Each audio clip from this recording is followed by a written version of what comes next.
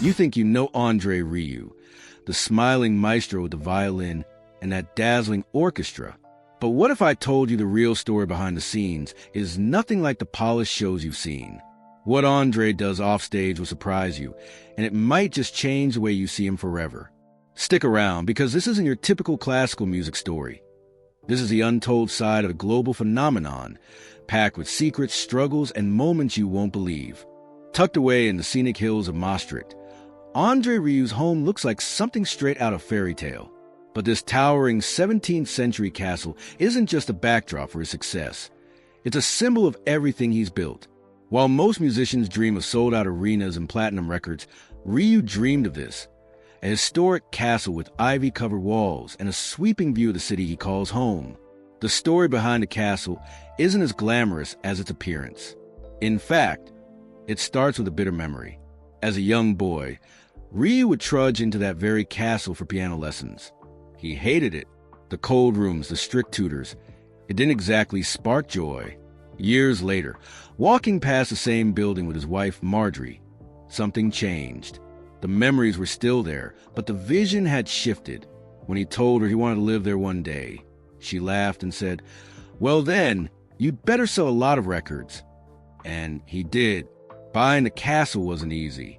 It took years of hard work, risk, and relentless touring. But once he finally owned it, Rieu made sure it reflected not just his wealth, but his personality. This isn't some cold, lifeless monument to success. It's warm, vibrant, and full of charm.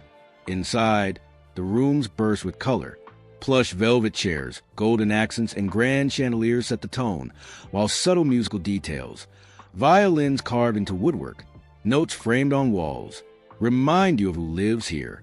One of the most surprising parts of the property is the massive greenhouse attached to the side. Rieu turned it into a personal butterfly garden, filled with exotic birds and rare plants. It's peaceful, a world away from the spotlight and the chaos of touring. He said that when he steps in there, time slows down. For someone who spends most of the year on stage, it's his version of silence. But the castle isn't just for living. It's part of his business, too. The upper floors serve as headquarters for his production company, where a small army helps coordinate his global performances. Staff walk the same halls that once hosted royal families and soldiers centuries ago, now planning elaborate tours and orchestral events. The home also plays a starring role in many of Rieu's televised specials and interviews. You can see why. The place is cinematic. Each corner tells a story. But more than that, it's personal. Every inch of the castle feels lived and loved and filled with music, much like Rieu himself. In many ways, this castle represents the heart of André Rieu's world. It holds his past, shelters his present, and stands as a legacy for his future. It's more than just walls and windows. It's proof that dreams, no matter how extravagant, can come true with passion, patience, and just the right melody.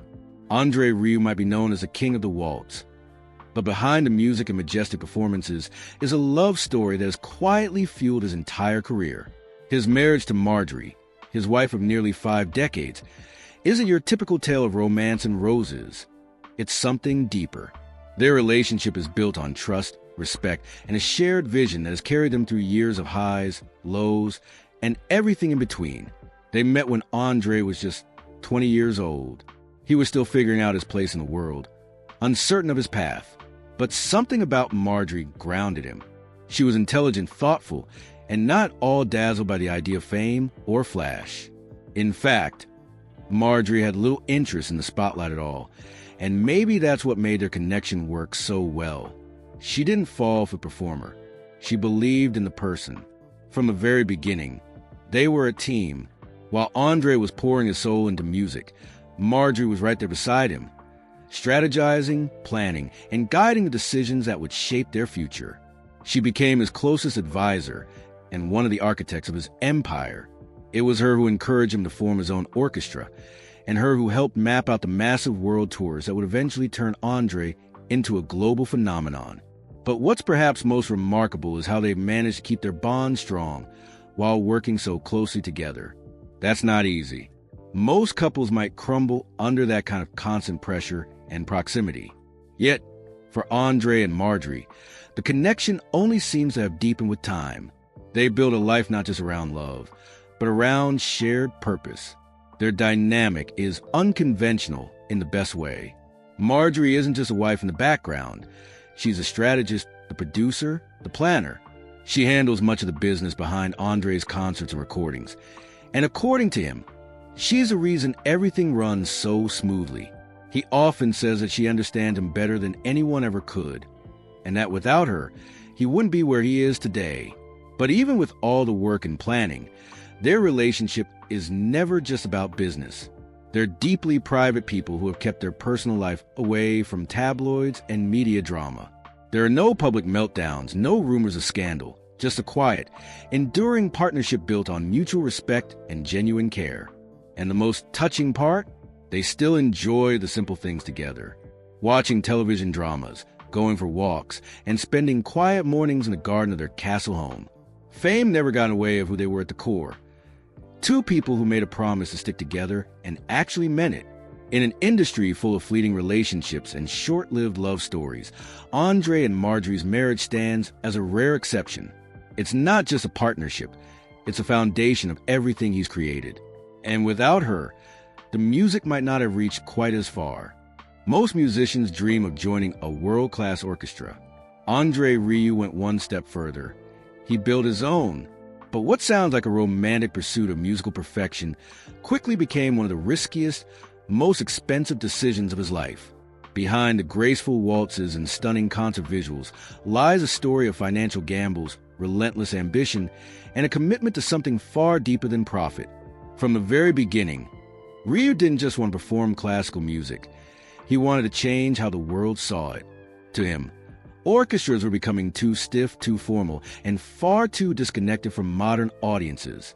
So he formed the Johan Strauss Orchestra with a different mission: bring emotion, storytelling, and joy back into performance. Make it feel like a party, not a lecture. But doing that on his own terms came at a massive cost.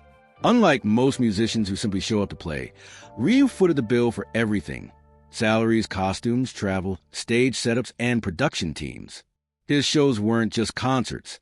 They were full-blown theatrical experiences, with elaborate sets, custom lighting, and dozens of performers all synchronized to perfection. And that kind of production burns through cash quickly. At one point, the expenses nearly buried him.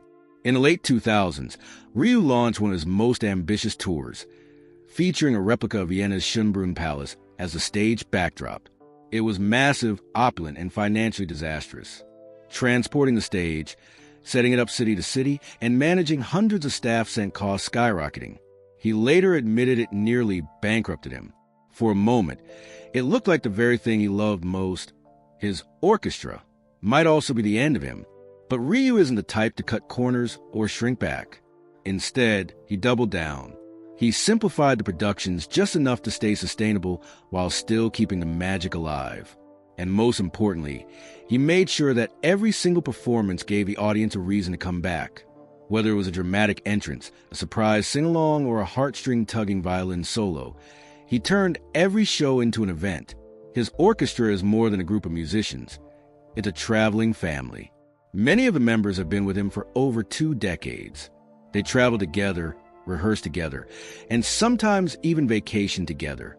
That kind of bond doesn't come from contracts or paychecks. It comes from shared passion and mutual respect. For Rieu, the orchestra isn't a hobby or a vanity project. It's his life's mission. It's how he brings people together, bridges cultures, and keeps classical music relevant in a world driven by fast trends and forgettable hits. And even though it nearly cost him everything, he never once thought about giving it up. Because when the lights go down and the first notes rise into the air, it's clear this isn't just a concert. It's a celebration of everything he's built, risked, and loved. And the orchestra? It's the heartbeat behind it all. In a world dominated by streaming numbers, viral TikTok hits, and Billboard charts packed with pop, rap, and EDM, André Rieu is something of a mystery. He doesn't get played on mainstream radio. He's rarely invited to award shows. And yet, year after year, he outsells global pop icons. At one point, he even topped Beyoncé and Coldplay in international ticket sales. The question is, how? The secret isn't in a hit single. It's an experience. Rieu understood something that the modern music industry often forgets. People crave connection. While radio chases trends and streaming services drown audiences in endless playlists, Rieu offers something timeless. His concerts don't feel like mass-produced events. They feel like grand celebrations. Live music, full orchestra, dramatic lighting, dancing crowds, and a few unexpected emotional twists. It's an experience you don't scroll past. You live it. He also figured out a way to speak directly to his audience, not through radio, but through television. Instead of begging for airtime on pop stations, Rieu leaned into televised concert specials. These broadcasts reached older audiences, families, and classical fans who felt ignored by mainstream media. It worked. Viewers fell in love with the joy, romance, and pageantry of the performances, and they bought tickets in droves. But his real masterstroke? Touring relentlessly and globally. While most artists focus on major cities, Rieu brings his shows to places others overlook. Small towns, remote regions, cities without giant arenas. He built a reputation for showing up where others wouldn't, and audiences rewarded him for it. In many places, his concerts became yearly traditions, events that entire families plan around. Then there's the merchandise. While many artists treat merch as an afterthought, Rieu turned it into an extension of the brand. DVDs, CDs, books, and collector's items. Everything carefully designed to reflect the elegance of his performances. Even as physical sales declined for most artists, Rieu's fan base kept buying. Why? Because he gave them something worth owning. A keepsake, a memory, and let's not forget the loyalty factor. André Rieu's fans aren't casual listeners. They're devoted. They come back, year after year, often attending multiple shows in the same tour. His fan clubs are active and global, filled with people who follow his every move and spread the word faster than any PR team ever could. Word of mouth and community sharing have driven his success just as much as marketing. So while mainstream media might ignore him, Rieu thrives in his own lane. He doesn't chase hits. He builds moments. And in the process, he's created an empire that quietly dwarfs those of chart-topping pop stars. He didn't need radio play. He didn't need viral gimmicks. He just needed a violin, a vision, and a deep understanding of what truly moves people. For a performer as energetic and elegant as André Rieu, it's hard to imagine anything slowing him down. On stage, he's all charm and precision, a whirlwind of charisma, violin strings, and flawless timing. But a few years ago, something happened behind the scenes that nearly brought it all to a halt. And most fans didn't hear about it until long after the crisis had passed. It started quietly. Concerts began getting postponed. His team issued vague statements. Some fans speculated that it was a scheduling issue. Others thought it was something minor. But behind the polished public image, the truth was much heavier. André Rieu had suffered a serious health scare, an infection that affected his balance, coordination, and ability to perform. For a violinist, that's not just inconvenient, it's devastating. At the time, Rieu made the conscious choice to keep the details private. No dramatic press releases, no sob stories in magazines. That's not how he operates. He didn't want fans worrying or headlines twisting the story. He simply retreated, focused on healing, and quietly pushed the recovery process with determination and grit. But make no mistake, it wasn't easy. For someone who's used to being constantly in motion, forced stillness is a kind of torment. The infection affected his inner ear, which controls equilibrium. That meant even standing up without dizziness was a challenge, let alone commanding a stage in front of thousands. There were days when it seemed uncertain if he'd ever return to his old self. And yet, through it all, Rieu refused to show weakness in public. Even during his toughest moments, he stayed connected to his orchestra, monitored tour plans, and rehearsed from home when he could. According to those close to him, it was that sense of responsibility to his fans, his musicians, his legacy that kept him moving forward. When he did return to the stage, it wasn't with fireworks or a grand announcement. He simply walked out, smiled, and played as if nothing had happened. But those who knew the full story could see the weight behind performance. Every note was more than just music. It was a declaration. I'm still here. Rumors continued to swirl for months afterward. whispers about his condition, questions about whether he'd be forced into retirement, even speculation about potential replacements. But Rieu brushed them off with characteristic poise. He never denied the struggle, but he never let it define him either. What makes this chapter in his life so compelling isn't just the health scare itself. It's how he handled it. No drama, no pity, just quiet strength. And that says more about who André Rieu is than any concert could. He didn't just bounce back. He came back sharper, more focused, and with a deeper appreciation for every performance. Because once you face the possibility of losing the thing you love most, every encore feels like a gift. Early in André Rieu's career, classical music purists and critics weren't exactly his biggest fans. Many dismissed him as a novelty act, a showman who turned serious music into light entertainment. Some even called his performances kitsch, accusing him of watering down classical masterpieces to appeal to the masses. The jokes and sneers were relentless, painting him as the enemy of tradition.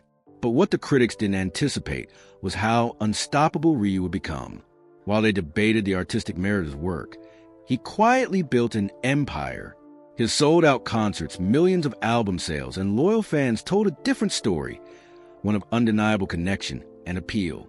The audiences were not just attending, they were passionately returning, bringing friends and family along every time. It wasn't just the sheer numbers that silenced skeptics. It was the way Rieu changed perceptions. He took music that many people found intimidating or boring and made it accessible, emotional, and joyous. His performances were less about rigid perfection and more about the shared experience, dancing, singing, and celebrating life through sound. As his popularity grew, critics found themselves in a tough spot. The same audiences they dismissed were filling arenas worldwide, sometimes outpacing top pop acts in ticket sales. Even the harshest reviewers had to acknowledge the phenomenon. Articles began to shift tone, from sneers to grudging respect. But Rieu's response to criticism wasn't a fight back with words. It was with music and persistence. Instead of trying to prove himself to the elite, he stayed true to his vision. He doubled down on what made his show special: warmth, connection, and the magic of live performance. Over time, the narrative shifted. Critics started recognizing that Rieu had done something rare. He bridged the gap between classical music and mainstream entertainment without losing the soul of the genre. He opened doors to new audiences who might never have stepped into a concert hall otherwise. Even today, while some purists may still raise an eyebrow, few can deny his impact. André Rieu changed the game, not by following trends, but by creating his own path. The laughter faded, replaced by applause. It's a powerful reminder that sometimes success isn't about fitting in. It's about rewriting the rules, owning your unique style, and trusting that there's a place for your vision, no matter what the critics say. Everyone knows André Rieu as the exuberant violinist with the flowing hair and the grand orchestra behind him, but few really know the side of him that stays hidden when the curtains close. Offstage, André isn't just a carefree entertainer. He's a man with surprising habits, passions, and quirks that most fans never glimpse. For starters, he's fiercely private. Despite his public persona, André guards his personal life like a fortress. No endless selfies, no oversharing on social media, just occasional, carefully chosen moments to connect with fans. It's almost as if he treats privacy as sacred, a retreat from the relentless world of touring and performing. But behind that reserved exterior lies a deeply reflective man. He's an avid reader, known to devour books on history, philosophy, and music theory during rare downtime. And not just light reads. He's drawn to thick, complex works that require focus and patience. This intellectual side contrasts sharply with the image of a spontaneous showman, revealing someone who values depth as much as flair. André also has a surprisingly hands-on approach to his orchestra and production. Far from being just a face or conductor, he's involved in the nitty-gritty details, from choosing repertoire to designing stage elements. He insists on personally vetting new musicians and rehearsing with them extensively, refusing to delegate anything that might compromise quality. It's this perfectionism that keeps his shows running like clockwork. Then there's his love for animals, especially cats. In interviews, he's mentioned that his home is full of feline companions who offer comfort and companionship during lonely moments on the road. They're not just pets, They're part of his sanctuary, a calming presence in a hectic life. Another surprising fact is André's fascination with history and heritage. He's known to collect antique musical instruments and historical artifacts related to classical music. His castle is peppered with rare pieces that reflect a deep respect for the past, grounding his performances in a rich cultural tradition. Even more unexpected is his sense of humor. Offstage, he's playful and quick-witted, often teasing his orchestra members and cracking jokes that wouldn't make it into the polished performances. This lightheartedness shows a man who doesn't take himself too seriously, despite the grandeur around him. All these elements combine to paint a picture of André Rieu that few get to see, a private, thoughtful, and passionate individual who balances artistry with humility. It's this hidden side, away from the bright lights and roaring crowds, that keeps him grounded and fuels the energy he brings back to the stage. In a world obsessed with celebrity drama and oversharing, André's quiet complexity is refreshingly real. And maybe that's part of why his music resonates so deeply. It's coming from a place that's honest, authentic, and uniquely his own. André Rieu has already built a legacy that many artists only dream of. But the question on everyone's mind is, what comes next? After decades of touring the world, selling out arenas, and redefining classical music for millions, is there more to his story? For André, the answer is a resounding yes, but not in the way you might expect. Instead of chasing ever larger stages or louder applause, he's been quietly shifting focus towards something more personal and enduring. In recent interviews, he's hinted at a deeper mission, nurturing the next generation and preserving the magic he spent a lifetime creating. He's begun investing more time in mentoring young musicians, offering them opportunities to join his orchestra or learn from his experience. But it's not just about technical skill, it's about passing on philosophy. Music isn't just notes on a page, it's a language of emotion, connection, and storytelling. André wants to ensure that passion survives long after he's gone. At the same time, he's exploring ways to innovate without losing the soul of his shows. Whether through new technologies, intimate concert formats, or collaborations with unexpected artists, he's testing fresh ideas to keep the experience vibrant and relevant. It's clear he's not content to rest on past glories. He's still hungry to surprise and delight. Away from music, André has spoken about his growing interest in philanthropy. He's quietly donated to causes related to music education and cultural preservation, believing that art can change lives in ways beyond entertainment. This softer side hints at a legacy that extends far beyond ticket sales and albums. But perhaps the most intriguing part of his future is the sense of calm he's found. After years on the road and under the spotlight, André seems ready to slow down, savor moments with family, and enjoy the quieter rhythms of life. His castle home, once just a backdrop for grand productions, is becoming a sanctuary for reflection and renewal. So what does the future hold? Maybe fewer worldwide tours, but richer, more meaningful experiences. Maybe passing the torch to new talents while still stepping into the spotlight for those special moments. Whatever it looks like, one thing is certain. André Rieu's journey is far from over. And as fans, we get to witness not just a legend, but the man continuing to evolve. Still passionate, still surprising, and still creating magic in his own unforgettable way. And that's the surprising truth about André Rieu. Behind the music, the magic, and the millions of fans, there's so much more than meets the eye. If you enjoyed this deep dive and want to uncover more unbelievable stories like this, don't forget to like the video and subscribe to the channel. Thanks for watching, and I'll see you in the next one.